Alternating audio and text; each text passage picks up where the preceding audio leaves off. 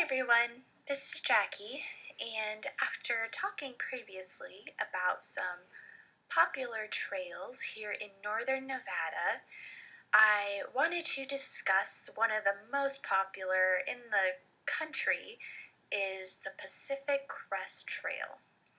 Being in northern Nevada, this is virtually in our backyard as it goes over the Sierra Nevada and Cascade mountain ranges. So, with the summer months coming, I felt it was a good topic to talk about. So, the trail itself, it starts in Mexico and goes up to Canada. With that several miles, it's a long distance hiking and equestrian trails. So, some will choose to hike, and some have chosen to take it horseback. There's a lot of variance in elevation. As mentioned earlier, it's through the Sierra Nevada and Cascade mountain ranges, and because of the wide span of country that is traveled between Mexico and Canada, there's also a lot of varying degree of difficulty. You'll be faced with sometimes different forms of weather as well as different terrain. So the trail itself is over 2,000 miles at 2,650 miles. Some will choose to take it on full board and start at the Mexico border, finishing in Canada. And there's also others who jump on it for a few days when it's nearby, close to their home, and then call it good there.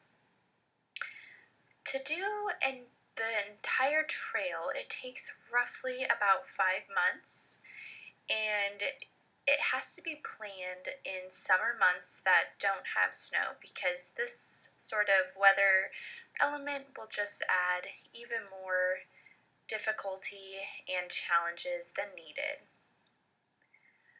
Another part of taking on this trail with horses is the amount of preparation that goes into the trail. You'll have to coordinate having feed and other necessities be delivered at certain points of the trail. And not only are you thinking about yourself at this point, it's also about your horses. So once you throw that into the mix, there's always going to be more preparation, whether it's traveling to a show with your horse or, in this case, doing this trail. Along with having feed and other necessities delivered, a lot of logistics also will need to be taken place, because during that time frame too, your horse will need its feet trimmed and reshod. So there's a lot of planning that goes into it to ensure that you and your horse can travel that country and ground as safely and efficiently as possible.